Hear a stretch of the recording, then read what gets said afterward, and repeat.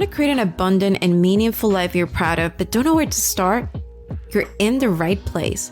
Welcome to the My Voice Her Story podcast. My name is Cielo. I'm a former TV journalist turned entrepreneur in a quest to build an extraordinary life.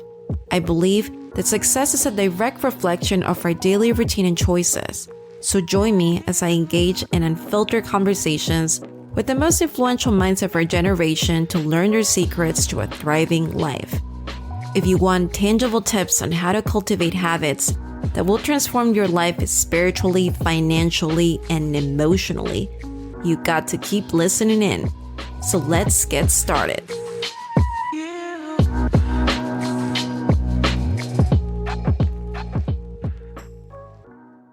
Hi guys, welcome back to a new episode of the My Voice Her Story podcast. This is your girl Cielo. Have you ever wondered if it's possible to have a very fulfilling career that pays really well while being able to contribute your gifts to the world? If you have, then this episode is for you. Today I'm speaking to someone that I truly admired.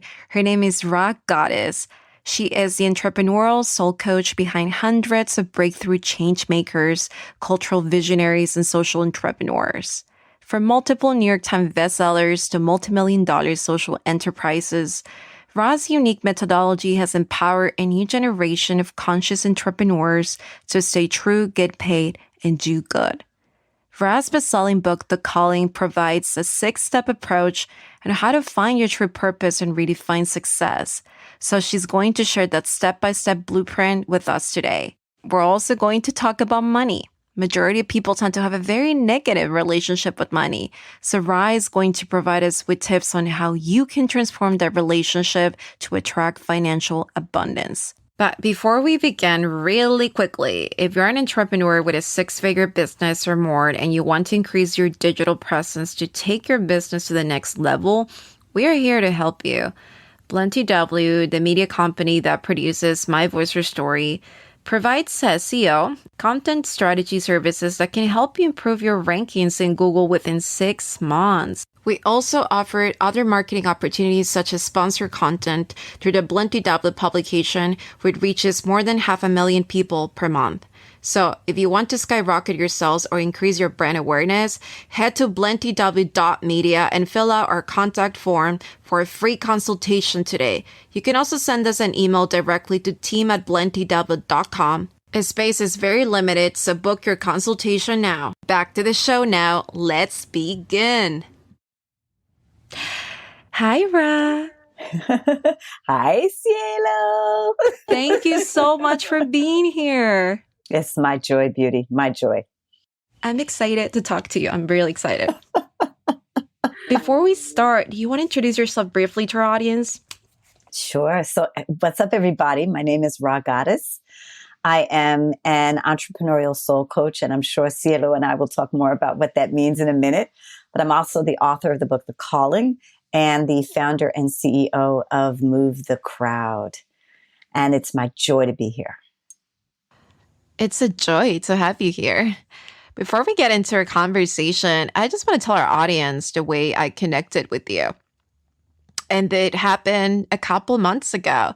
I remembered having a meeting with a potential sponsor, and things just did not go really well in that meeting because the prospective brand, I'm not going to mention names, had a very different vision of what we wanted to do, and it did not align with our mission. So we decided that it was not a good fit. But I remember I was really gloomy after that meeting, and somehow I decided to go to Instagram, right? Kind of check out what's going on there. And the algorithm of Instagram somehow suggested one of your posts, and it was a quote. The quote said, "Don't ever let someone sell you their limitations." Your quote that day spoke volumes to me. It's like the universe showed me that quote. And it really helped me to change my mindset because I went from being sad to being extremely proud of myself for taking a stand and not compromising my vision. And the funny thing is that I still have the screenshot of that quote on my phone, and I look at it very often. Thank you. Thank you. And And, that quote was hard earned, you all, because we all know those moments where, we want to do something and everybody else has a reason why we shouldn't do it. And that has nothing to do with us. Yep. Right, Cielo? Yeah. And I had to learn that the hard way, but it is one of my mottos because we are here to do amazing things. And, we need to know every day is an opportunity for us to reach towards the things that are calling us. And we're all being called all the time, whether we I think, know it or especially not. when you're an entrepreneur, you kind of learn that there are things that are just out of your control. There's so much you can do and you can try, but you just have to let it go. Yeah, this is true too. But you got to try. You know what I'm saying as well. That's the other part of it, right? You have to try. Yeah, it's hard though to get to that level. It takes time. I'm still, I think, a beautiful work in progress. Yeah. I think I think we're all going to always be that. And I think certainly in the conversation of whether you're pursuing entrepreneurship or you're pursuing leadership in any field, it's always going to be a practice. Yeah. Right. Yeah. You just got to show up every day for it. And be willing to be on the journey of it. And know that you'll get better and you'll get smarter and wiser every single day. Yeah. So let's talk a little bit about your background. How did you find yourself in this career path of entrepreneur? And obviously, you're also a soul coach. Yeah. So I came to my purpose and my calling kicking and screaming. I literally was in an incident where I was shot at point blank range. And, during the time leading up to this, I talk about this all the time. Like, there are times when, you will get a little nudge from, I'm going to say the universe, for those of you who maybe, believe in sort of something bigger than you. There's always, I think, something bigger than all of us operating, no matter what we call it: love, serendipity, synchronicity, the universe, God. But, I kept getting these little taps on the shoulder, Cielo, right? Like, this is where you're supposed to go. This is the work you want to be doing. And I was scared and I didn't know how to do what I thought spirit was asking me to do. And I kept kind of ignoring. I was like, yeah, but people pay me money to do this thing over here. This very safe, comfortable thing that I know how to do. That doesn't put me at risk. And so I'm just going to keep doing that, God. And I hear all of that other stuff. And thank you for sharing. And then I had that incident. I was coming home one day from work, had my headphones on, and a guy pulled up on a bike and we had an interaction. And the next thing I knew, he was pointing a gun. And he shot. And I, could feel this beam of energy kind of come, almost like a force field, literally come over my body. And, I can't tell you where the bullet went. And he kind of kept shooting. And then at one point the gun jammed. But what I will tell you all is during that whole moment, I felt this unbelievable sense of peace and calm come over me, as if I was being protected. And that this was a message, right? It wasn't just like, some random act of violence. This was the universe talking very specifically to me about what I was here to do. And I began to listen after that experience, and I began to just pray and ask for guidance. And that was the beginning of me starting to try to figure out, like, I'm here to support people. I'm here to help people become their most authentic self. I'm here to help people reach for their purpose and achieve it. And I'm here to help people do that in a way that is not only profitable, but deeply impactful. Wow, that's just so incredible. So how did Move the Crowd came to you? So, Move the Crowd really came out of my own journey of kind of going, okay, now that I understand like what I want to do in the world, so much of us are conditioned to believe that we have to trade. It's like, if I want to do good in the world, then I should plan to starve. Right. And I had lots and lots of years of that kind of conditioning in various kind of environments. But there was a moment in my work when I couldn't pay my rent. And I really was like, I had, something's got to change. And I really, again, it's another one of those moments where I kind of got on my knees and prayed for guidance. And what Spirit said to me was, get a business education. And it was I interesting love because it. You pray and all the spirits come right, to and you. very practical, right? See, a little very practical, very practical. I'm like that too. I am like that. Like I try to pray a lot. It's like, give me please a sign from the universe. Show me a sign. Yeah. And it works. I mean, we joke about it, and it's important to say though that if you stay in that practice, you will start to get answers. So in any event, I was like, and then I was like, okay, like go back to school. And it was very clear. It was like, no, this is not about like going back to Harvard or Wharton or Yale, or shout out Harvard, Wharton, Yale. But this was about learning how to build and grow a business, and that you take your entrepreneurial skills and combine them with everything you know about affecting change and everything you know about growing leaders. And that's really going to be your recipe for success. And I started to take the steps. I started to take courses and trainings. And it was interesting because, these rooms were incredible. I learned a lot of phenomenal information. But Cielo, they weren't really talking to me. They weren't talking to me from a number of different perspectives, right? They weren't talking to me as someone who wanted to have my mission live at the center of my business, right? So a lot of what, they were sort of evangelizing was making money. Nothing wrong with making money, but it wasn't enough of an end goal for me to be inspiring, right? I didn't want to just make money for make money's sake. And I find that most people don't. They want to make money because they want freedom, they want flexibility, they want to help others. So the reasons why we want money. So they weren't talking to me from that perspective. They weren't talking to me from the perspective of being a creative whose products and services didn't necessarily fit in those neatly prescribed boxes, right? And this is years before, like, this whole world of being a blogger or being an online entrepreneur. This was before all of that was really taking off at the time that I was in these trainings. And then they weren't talking to me, quite frankly, as a woman of color who had a different starting point and a different journey and a different history and a different experience in this country. But the information was very valuable. And I had to do a lot of extrapolation to get it to work for me. But when I did that extrapolation and applied the principles and the tools within my context, I was able to triple my income in 8 months. Oh, wow. And then I was like, I got to teach this to everybody I know and love. You were on fire.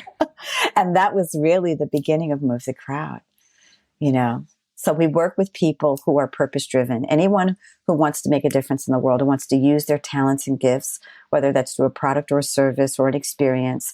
And we teach you how to be you, authentically you. We say stay true. We teach you how to get paid. In other words, the fundamentals of how you make money and how you attract money and bring money into you, both the mindset and the pragmatic principles of money. And then we teach you the do good part, how to actually create something that does make a difference in the lives of other people. So stay true, get paid, do good. That is the value proposition. I was going to talk about that. I know that's like kind of the framework of your book, The Calling, which everyone needs to get. And stay true, get paid, do good. Can you just tell us what each of these sections mean? Yeah. So the book is written from, and drawn from over 30 years of experience being on the front lines of people's hopes, dreams, and aspirations. And, as you have sat in that chair, Cielo, and you've interviewed all of the people that you've interviewed, you start to see patterns. There's certain things that you start to see. There's certain things you start to notice, right? Well, the same is the case with me as a coach, right? And there were 3 top questions that people would come anytime we would kind of get into this conversation about, okay, so like, what do you really want to be doing?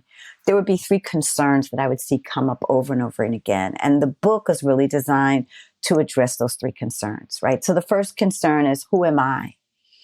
And when we ask, who am I? Sometimes we're asking, who am I to believe that I deserve this?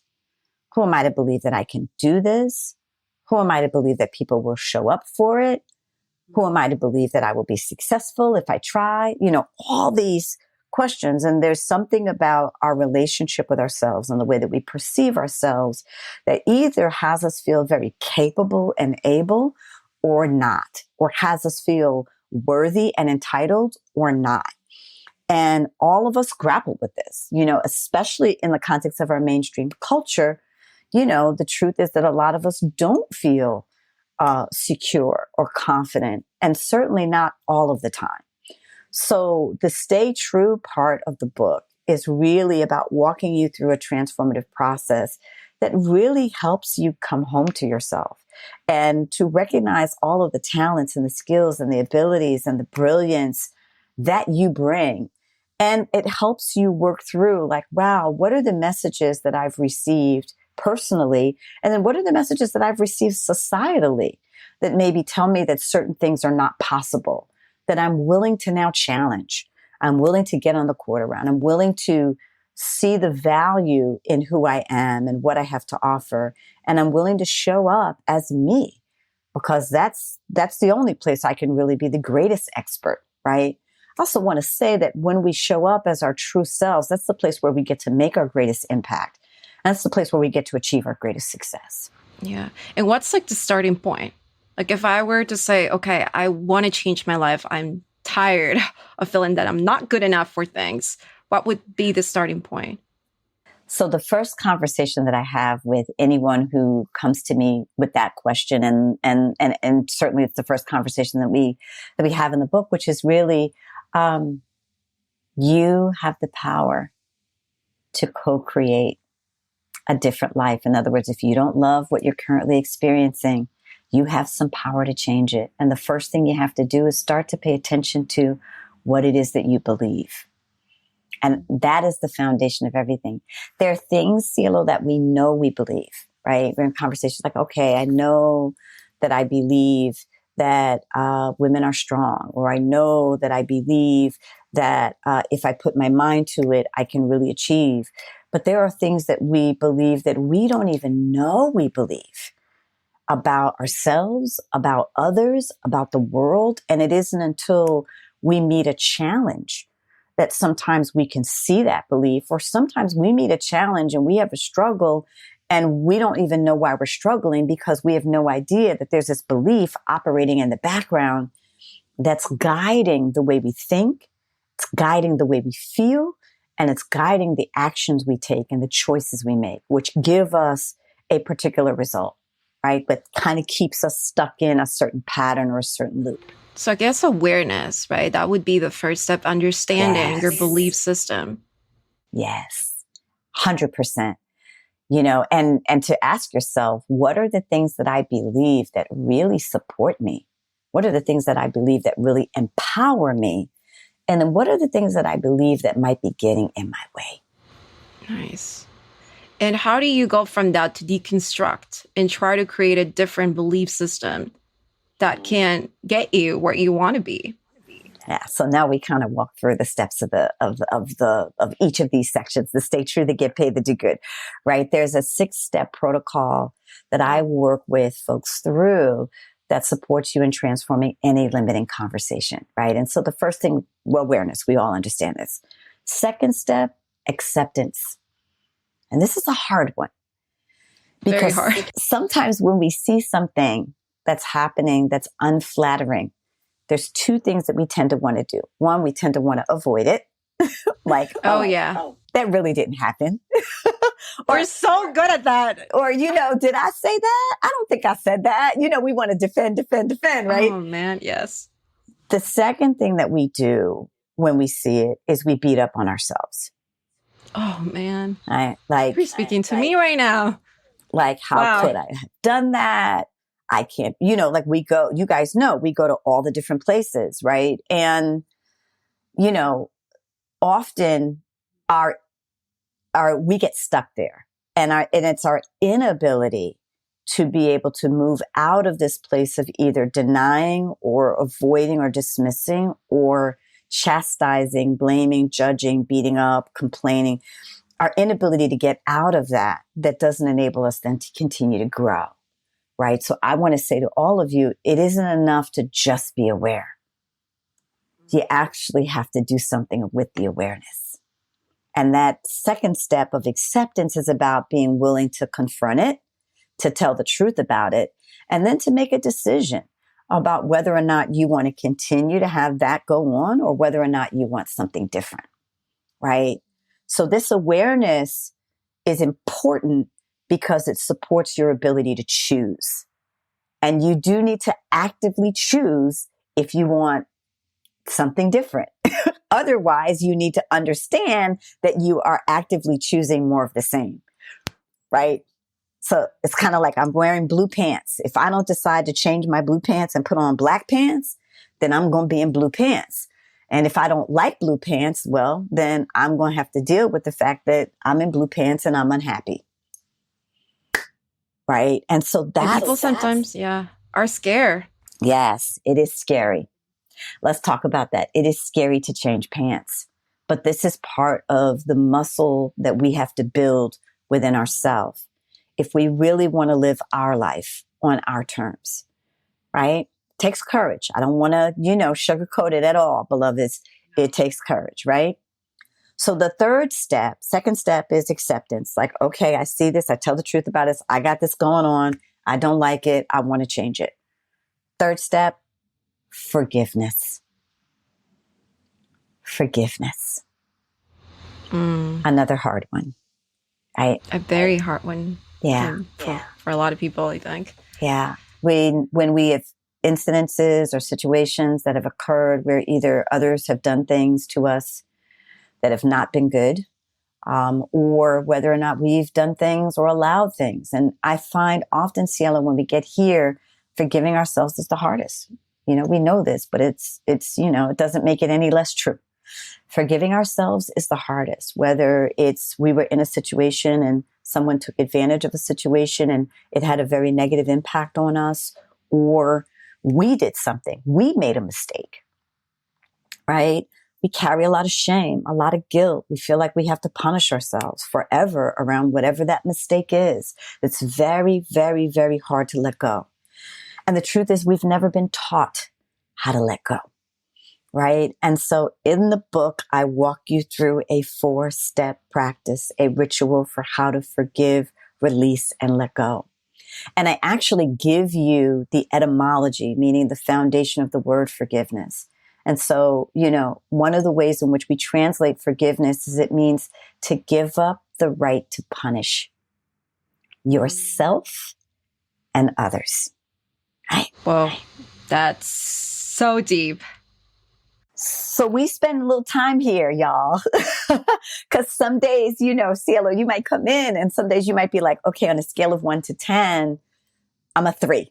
That's how much I can let go today. I can let go 30% of what this is. And then you come back the next day and you say, okay, I can let go another 10% or 20%. So sometimes we come in and we're not able to let go of all of it at once. It takes time. It takes practice, right? But we're on the court. Anytime we're even willing to let a little bit of it go, we're on the court, right? Then step 4, once we kind of have been able to release, then we're ready for a new vision. We got space cleared. We've got room opened up. Then it's like, okay, so I've been believing that I'm not capable because I come from a tough neighborhood growing up and we didn't have those role models. To, if I had my way, what would I want to believe? What would empower me to build this business? Or what would empower me to go for this opportunity? And then you set a new belief. You create a new belief. And then that new belief and that new vision is what you start to walk with, right? And a belief is nothing more, you all, than a decision we've made about how something is or is not. And we make decisions all the time about how stuff is. So the good news is that if we don't like the belief, it's our decision. We can make a new decision, which then in turn gives us a new belief. So you can decide, right? If that's the belief, I come from a tough neighborhood and therefore I'm not able to really take advantage of these opportunities, or people are not really checking for me or looking for me or wanting me, to a new belief that says, actually, because I come from a difficult neighborhood, I have a lot more to offer. I have a different perspective. I have a lot more to bring to the table because I know what it is to have to struggle and fight my way up. Right. And so actually I'm an asset. I love that asset. Yeah. Everybody should be looking for me. What? You know what I'm saying, right? You can switch that up. And it's then all how you see it. It's all how you see it. 100%. And you all, it's a practice. So it's not even like you flip it once, but you may have to tell yourself that a few times, like every day, like 5 or 6 times a day. You may have to remind yourself, oh, wait a minute. I made a new decision about what it means to be from the hood. And my new decision about what it means to be from the hood is that I have so much to offer as a result of what my upbringing was. I have so much to offer as a result of what I've had to struggle through. And now everybody should want this. Let's go. And then you take actions consistent with the new decision, right? Very important. That's step 4. Actions, what I call right aligned action, meaning actions that are consistent with the new reality that you want to create, right? So that means you are applying for those fellowships. You are going to those job interviews. You are launching that startup business in your dorm room. You are, whatever, you all hear me, whatever is calling you, you are having that brave conversation with your mother or your father or your uncle. You are, right? And the final step in that process is you're taking those consistent actions. What happens is you start to gain momentum. And as you gain momentum, you start to magnetize and attract more opportunities and more support and more resources, right? And then the next thing you know, you're starting to succeed. You're starting to gain traction. This new reality is starting to take hold, and the old reality is starting to fade into the distance, right? You know you're making progress, CLO, when an old belief comes up and you're like, you switch out of it. Like it takes you no time, right? Maybe the first time it takes you like a day. Maybe the second time it takes you like 4 hours, right? Maybe the third time it takes you 90 minutes. But by the 4th or 5th time, all of a sudden, oh, I switched that in 10 minutes. Oh, wow, I switched that in 20 minutes. Oh, wow, I got that in 5 minutes. I'm in a new conversation now. I got a new belief now. I'm going to work with that. The final step, step 6, is celebration. So important. So important, you all. We don't celebrate ourselves enough. We don't. And celebrate ourselves in ways where we acknowledge our progress. Like, wow, I just had a 20-minute conversation with my mom and I didn't blow up. Wow. Right? I could actually hear her. I didn't agree, maybe, right? But I actually I could get like, oh, she loves me. Like, that's why she's telling me that. I don't necessarily feel like I want to follow that advice. Or, wow, I could actually hear my mom and, she got a point, right? And then you celebrate because that's progress.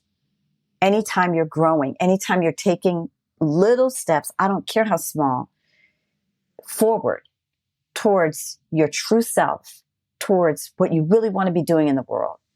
And you're allowing the goodness that wants to come to you in, all of those are reasons to celebrate. Wow, that's so enriching.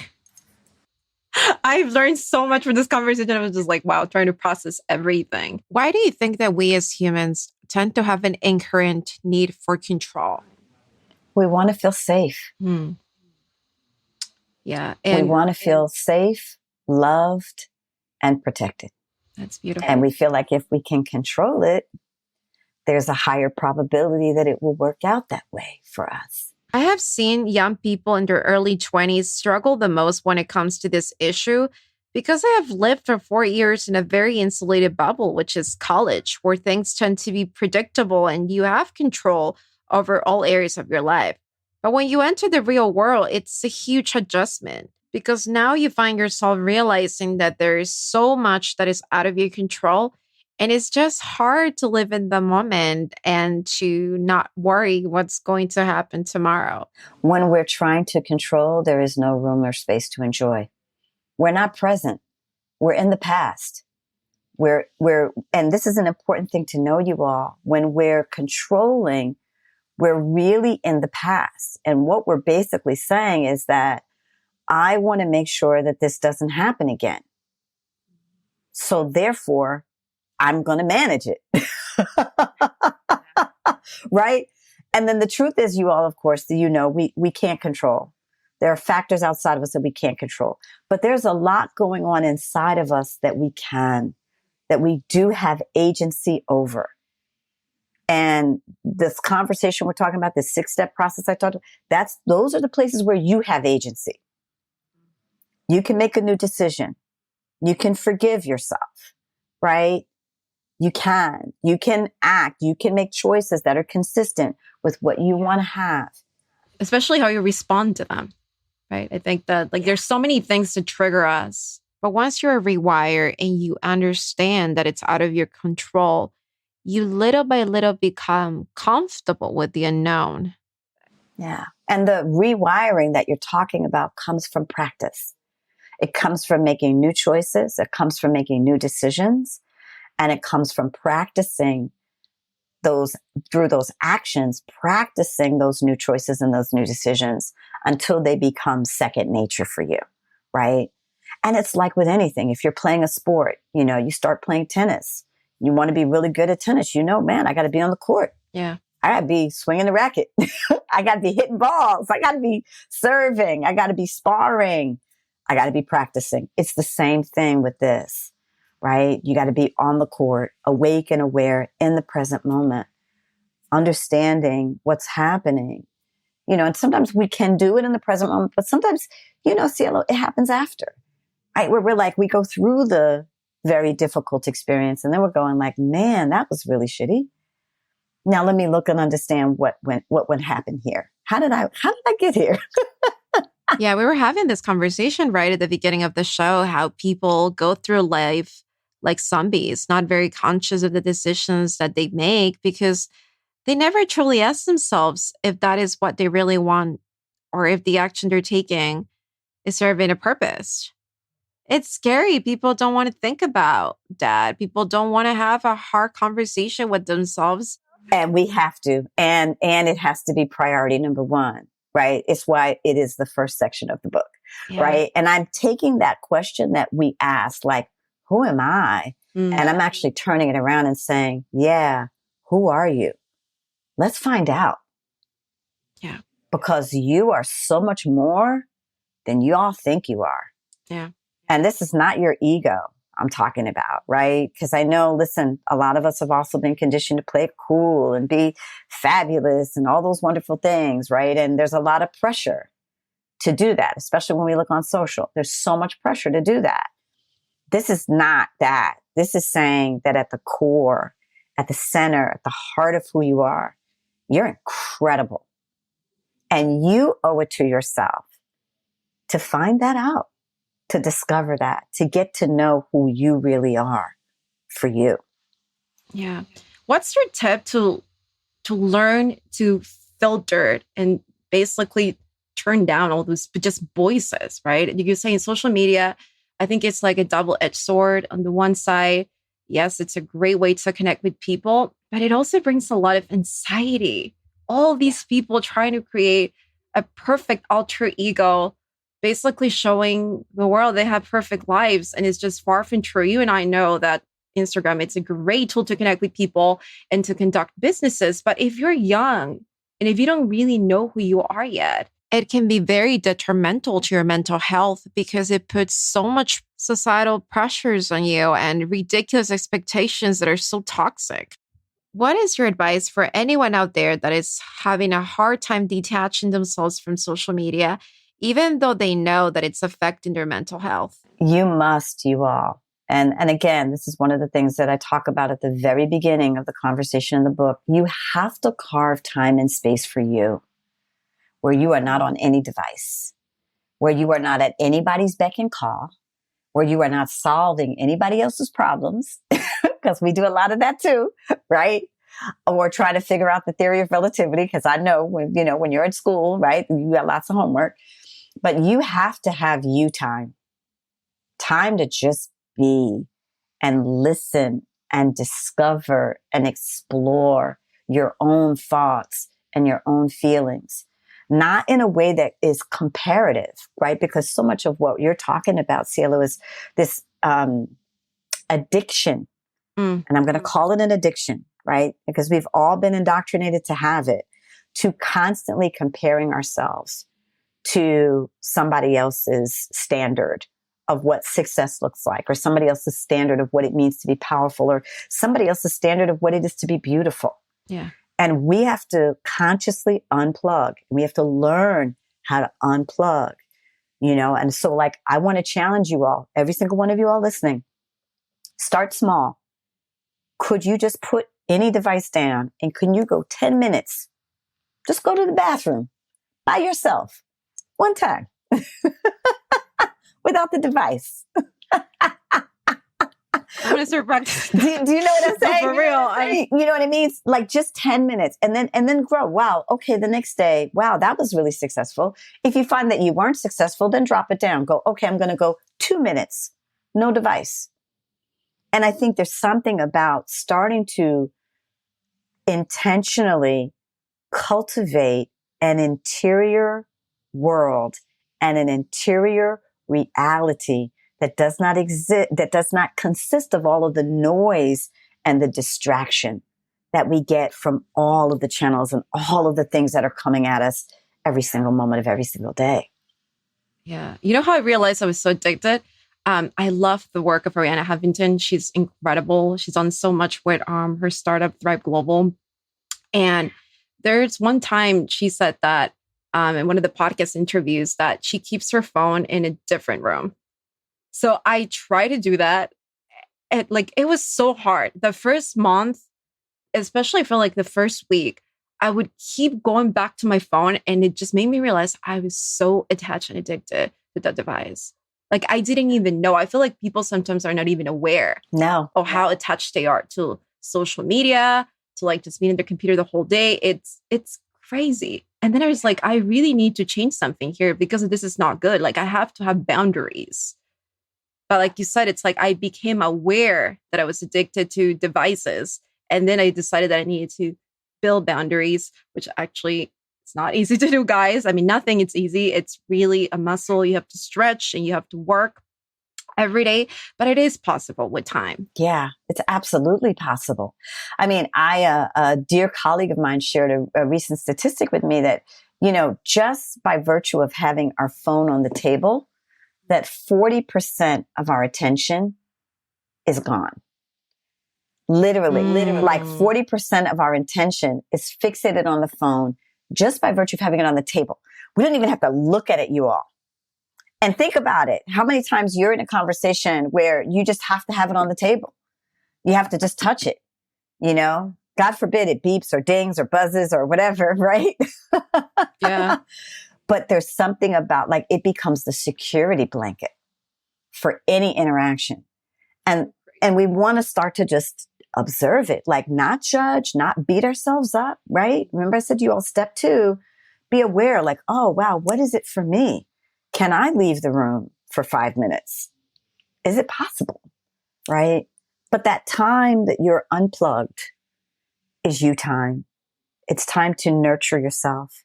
Be in nature, take walks, meditate, do yoga, exercise, paint, draw, play, sing, dance. Do things that invite you in to your body, into your own spirit, into your own wisdom and brilliance and magnificence, and start to build that relationship. Start to date you.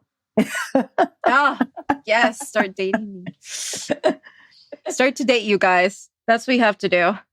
Now I want to talk about money because money is a big issue for a lot of people. Yeah. First of all, I want to ask you, why do you think that generally majority of people have a very toxic relationship with money?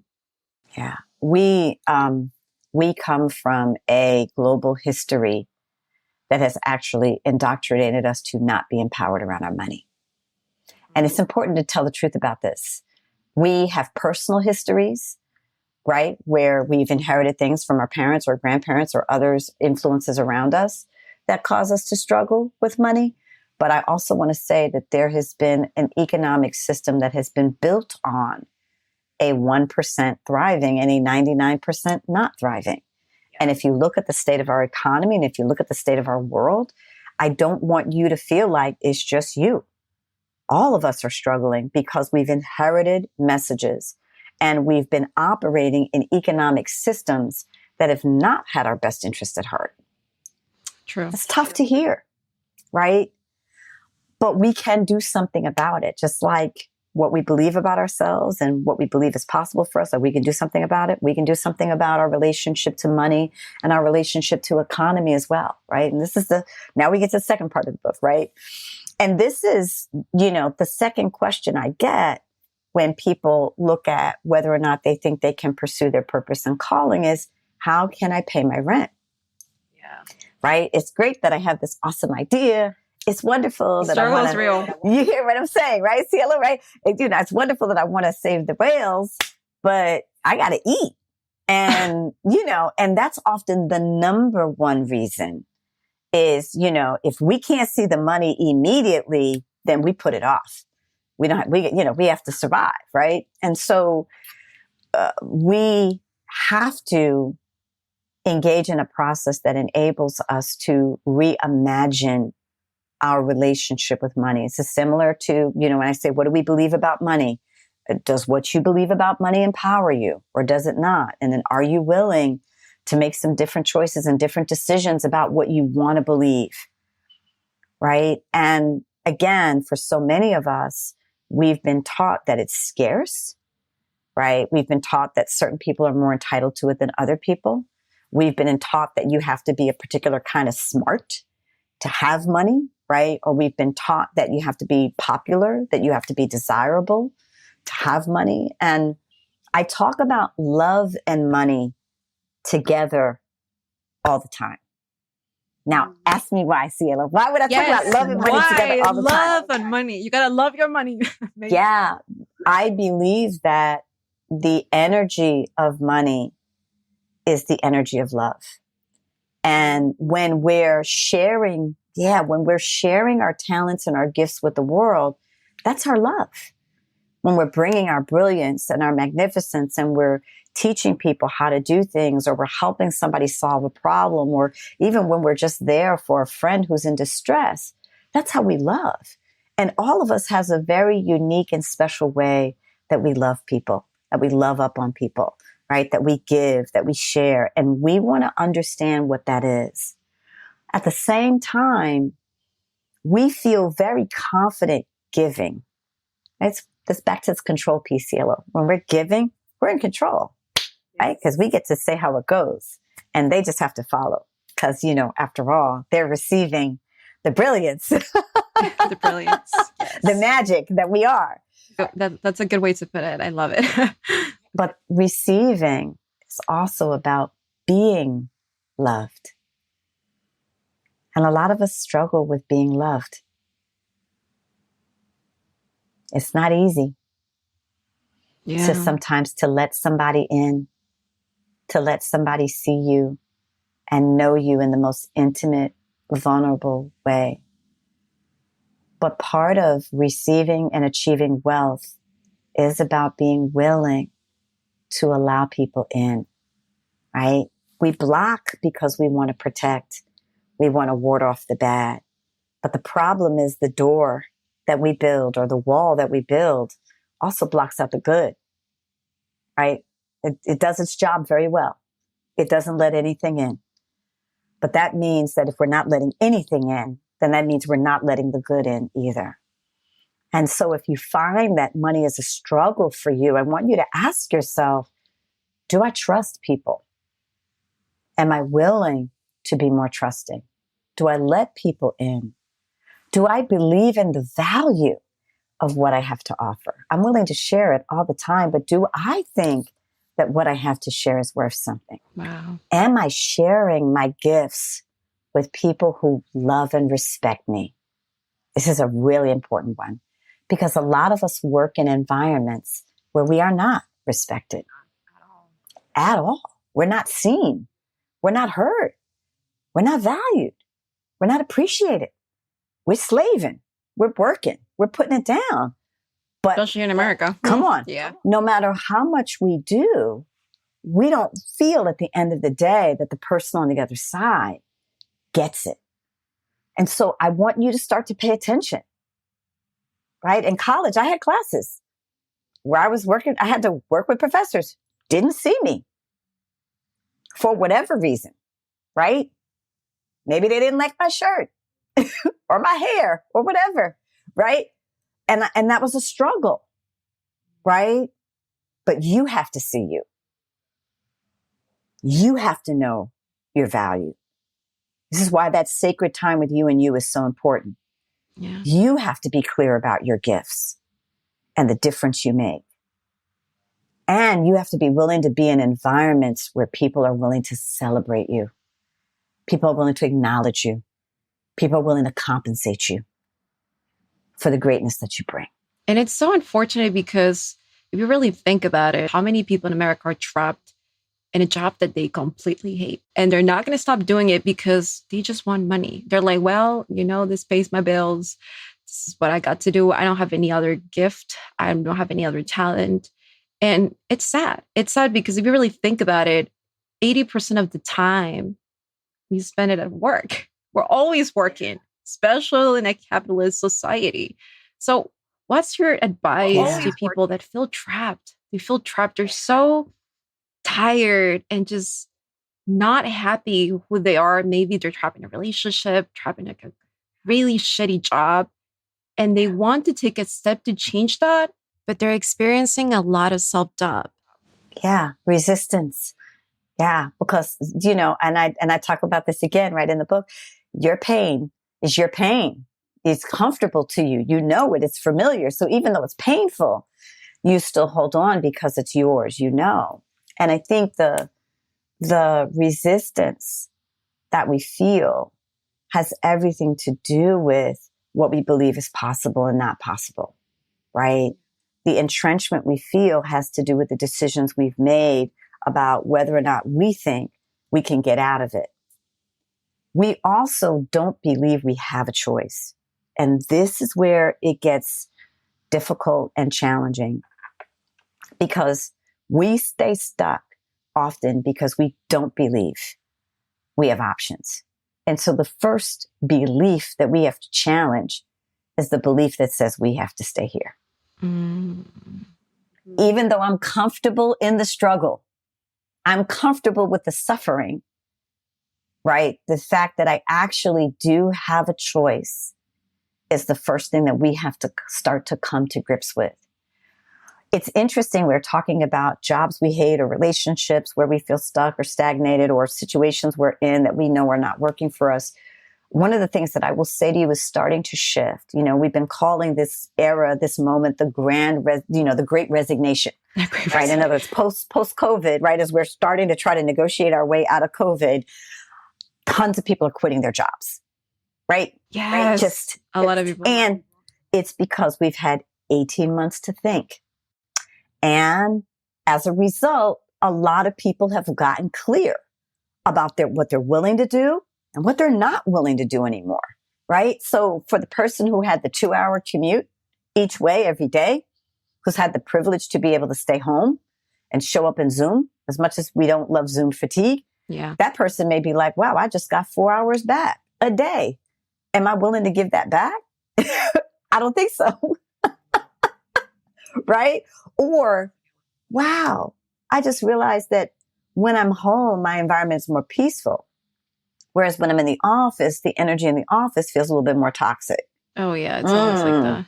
I think I want to stay home. I want to negotiate a way where I can continue to do my work because I get a lot done. I'm very productive when I'm home and I'm not distracted, right? So can I stay home and still deliver on this role? And these are the kinds of conversations that are now happening in organizations and entities all over the world because we are in a renegotiation, right? People call it the Great Resignation. I call it, Cielo, the Grand Renegotiation.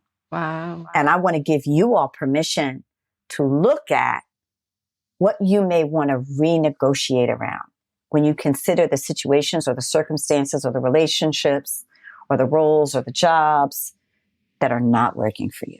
Oh, that's crazy. Yeah. Yeah. I know so many people that are like just working remote and just the thought of going back to an office is like, they're dreading it. They're like, no, I work better from home. I think especially we have family, we have kids. It's just much easier. Right? Yeah. Yeah. I mean, a lot of people are, trying to figure it out. But what's different, I think, Cielo, as a result of what we've experienced over the last 18 months is we're finally willing to put ourselves first. That's hard. And it's new. We're willing to finally start to put ourselves first, not in a selfish, way, but in a grounded, necessary, authentic way. Yeah. Because there was so much noise before. It was like, go, go, go, work, kids, whatever it is that you were doing in your life. And you never had a time to just think and stop. What am I doing with my life? Is this something that I really want to do? And now because of COVID, everyone just got stuck at home and things have changed. Yeah. And I think this pandemic has just completely transformed the world. I don't think things are ever going to get back to what it used to be before. No. Yeah. We're in a whole new situation. And more people are looking for purpose and meaning. More people are looking for quality of life and quality of experience, improvements and upgrades. More people are looking for more loving relationships and positive and healthy environments. They're done. They're done with the other stuff, the toxic stuff, the old stuff, the angry stuff. They're done. And now they're just trying to figure out how to make their way, how to bridge to the new reality. Love that.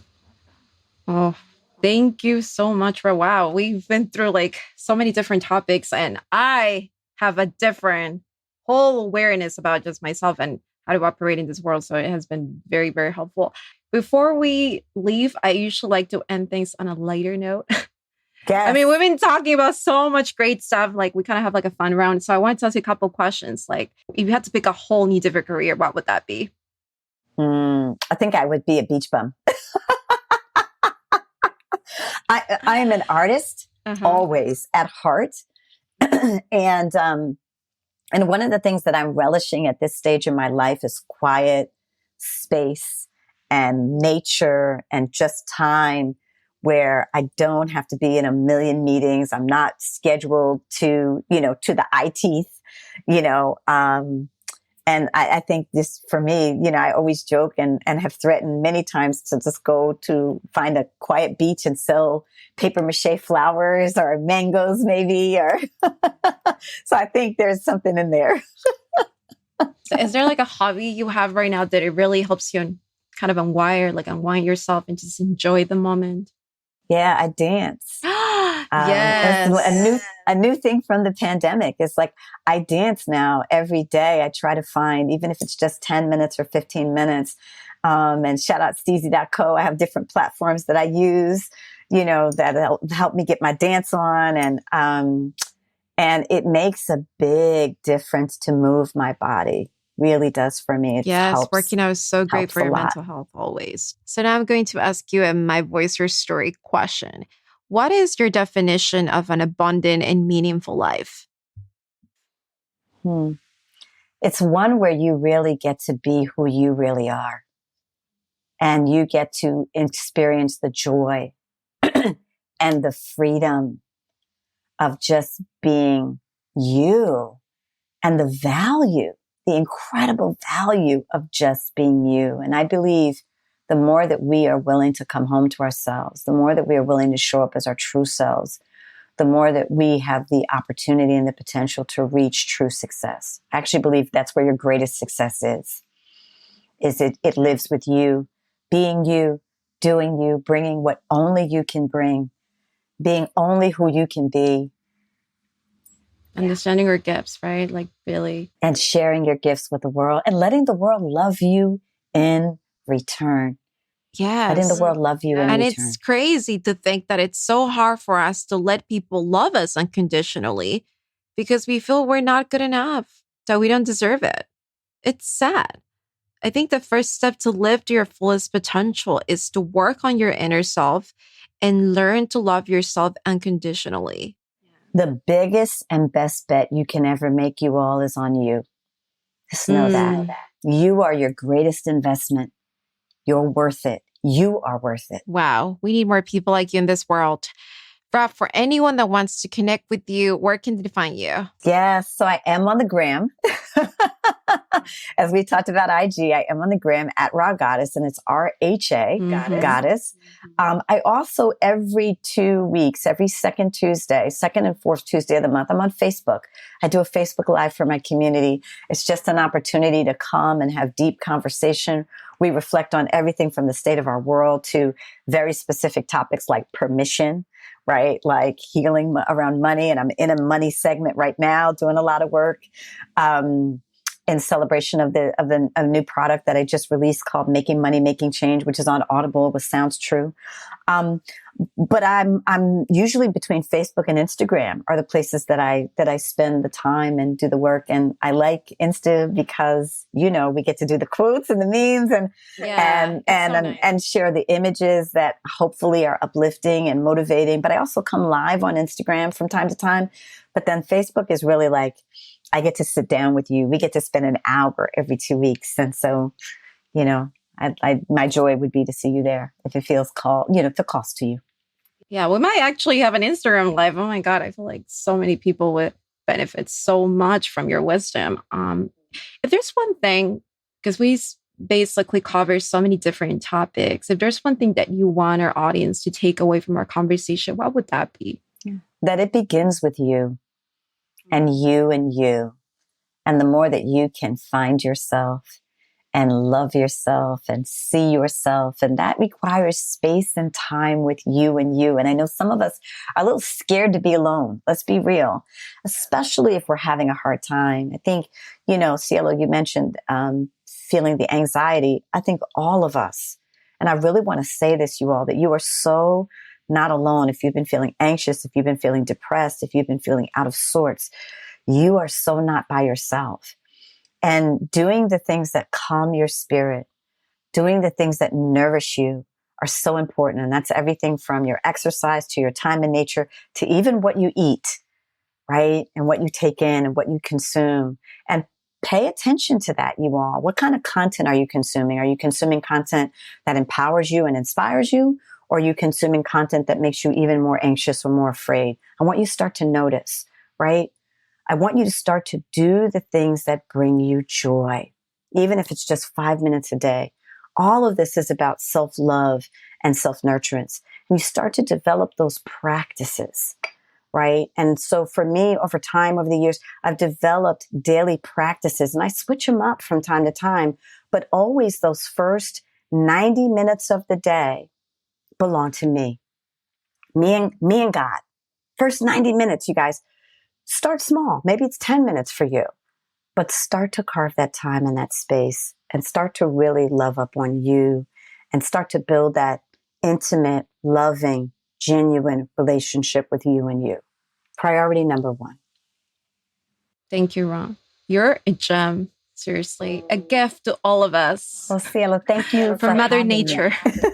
Thank you for having me. Thank you all so much, you and your incredible team, for your work. Thank you for being here. Thank you for putting the stake in the ground, my voice, our story. So necessary.